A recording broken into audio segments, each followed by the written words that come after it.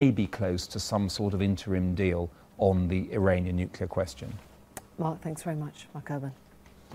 The peer coin, the name coin, the Zeus coin, the hobo nickel, all competing currencies, enough to make the Bitcoin almost look passé. Virtual currency has exploded onto the public imagination this year particularly. Fans are hoping it's their passport to a quick fortune. These currencies bypass governments and central banks, regulation and oversight. It's the thing that makes them so attractive, but ultimately uncontrollable. They've been seen since their inception as a shadowy form of trade. But this week they got the seal of approval, or at least recognition, by none other than the Fed chairman. So has their time come? Here's Simon Jack. There is nothing quite as wonderful as money.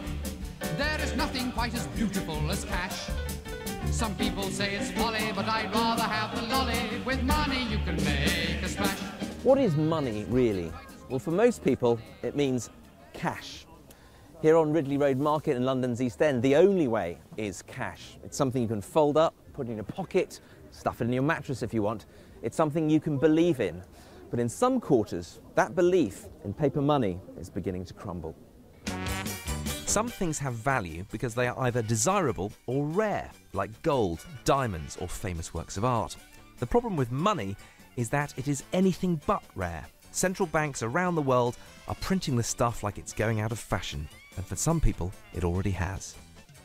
Using horribly complicated computer code, programmers have replicated some of the qualities we value in something like gold. Powerful computers compete like prospectors to unearth or mine the coins in cyberspace, but there is a finite supply of them. Here you have a token which is impossible to dilute, impossible to counterfeit. And just like people would consider buying gold during inflationary times, they are considering buying Bitcoin. And buying Bitcoin, I think many people are buying Bitcoin because they're afraid of inflation. So, all very clever, but what's the use of something that only exists in the ether? You can't take that down the pub. Well, actually, you can. Right, a drink, I think. To buy a drink, I'm going to need one of these or one of these. Here you go, sir. Great, thank you very much. It'll be £3.20. Thank you very much. And okay, that was 0.0071 bitcoins to pay. So far, virtual currencies have been in the shadows of the financial system, an experiment in creating a new form of exchange. But when the world's most powerful banker name-checks them, people sit up and listen. While these types of innovations may pose risks related to law enforcement and supervisory matters, there are also areas in which they may hold long-term promise. A word or phrase from the Fed chairman can move markets, and this was no exception. Bitcoin soared in value after these recent comments. Bitcoins are now worth $730 each. Just 2 years ago, it was $3. Virtual currencies can also be used anonymously, making it the perfect black market currency. The Silk Road was an online emporium selling illicit goods for cyber cash. Last month, it was shut down by US agencies and the value of bitcoins plummeted. Bitcoin depends on an entire infrastructure, millions of computers linked together, and it depends on businesses like Bitcoin exchanges, which allow you to switch from Bitcoin to other currencies. It depends on the internet, effectively. And so this idea that it's a sort of post-government currency, a currency able of getting around government, is kind of silly, because government can pull the rug on Bitcoin very easily. In Canada, there are even Bitcoin ATMs. So should we all rush out and buy them?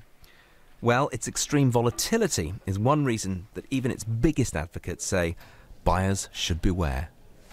I'd encourage people to do research and only risk as much as they're willing to comfortably lose in Bitcoin or any other virtual currency. You don't take Bitcoins, do you? No, I don't. Bitcoin? What's Bitcoin?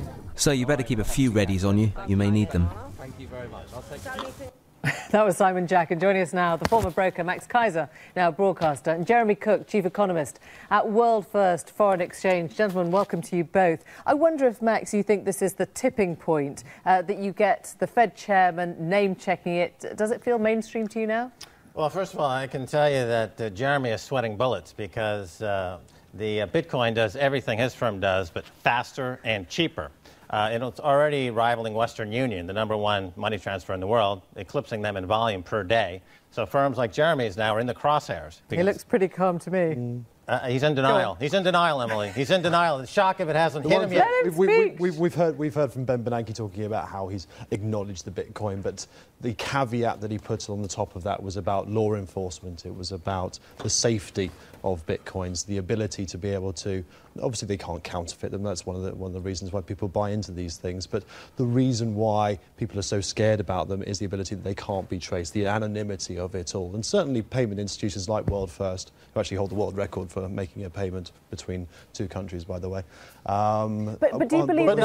Not for speed and cost. It's much faster. There's $150 million was transferred today using Bitcoin for a fraction of a cost that no firm, including Jeremy's, would ever approach. So this is a real genuine threat to that industry, #1. #2, you talked about counterfeiting. You can't counterfeit Bitcoin. That's a real problem with the British pound or the American dollar, is that they're being printed willy-nilly to solve lots of problems that politicians can't seem to solve, so they simply print money. People are panicked by what's happening in the banking and the central banks, and they're moving into something that they perceive as having a store of value. Full risks of them. Well, they're always talked up. The Bitcoin is always talked up by people who own it because they're speculating, right? Everyone talks their own book. The people use it every single day to transfer money all over the world. It has a primary purpose as a means of transferring money, #1. #2, it's also a currency. That's why it has huge value in this economy.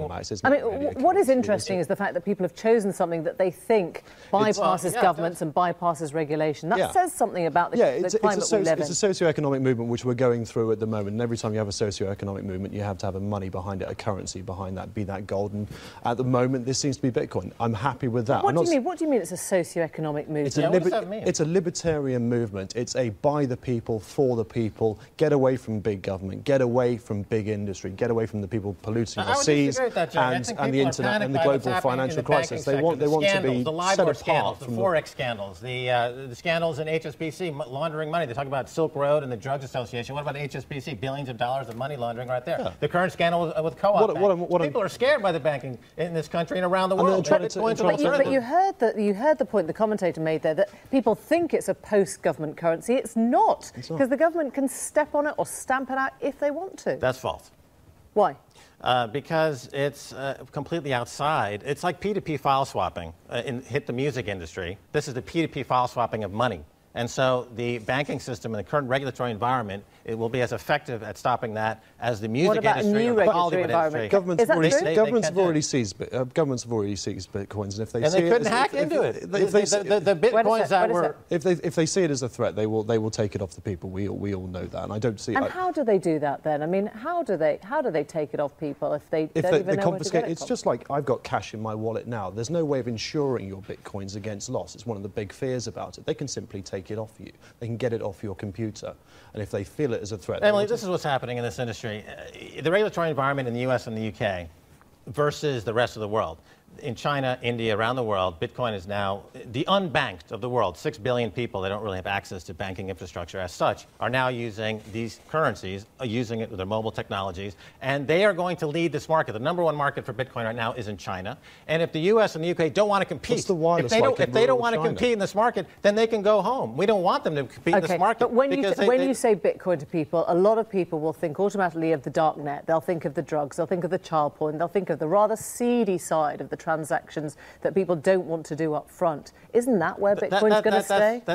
No, of course not. That's a very minor part. When Silk Road was busted, the Bitcoin started to move up in value because you got rid of what was perceived as a bad agent in the market. There's a commerce element to Bitcoin, fine, but the majority of the reason why we're looking at Bitcoin now is the huge increase in price, and that's what really takes it away as a currency.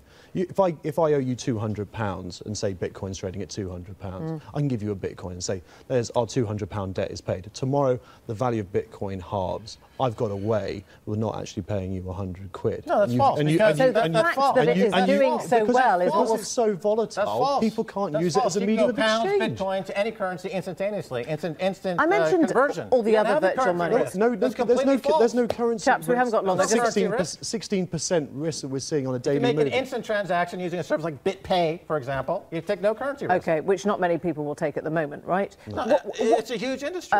What about all the other currencies? I mentioned at the beginning, the peer coin and the hobo nickel and all the rest of it. Do you think there's any... I mean, obviously, if you can do an algorithm, you want to code a new coin, right? Will those have any future? Competition is good. Very nice internet affectation, I think. Well, I'm surprised. What affectation? Yeah. That aren't going anywhere. Aren't going anywhere. A nice thing for online. They will always have a following. Will you ever invest in virtual currency? I had a look at it a couple of years ago. Had a place, see what the infrastructure behind Sir it was. Richard Branson and sold just it back. said today he's accepting Bitcoin for his interspatial flight new programs, and he's already booked a $250,000 seed with it. So people are accepting Bitcoin. There's 20,000 merchants that accept Bitcoin, and it's growing in popularity. One thing to do with your Bitcoin. Thanks very much indeed. Thank you both. Thank you.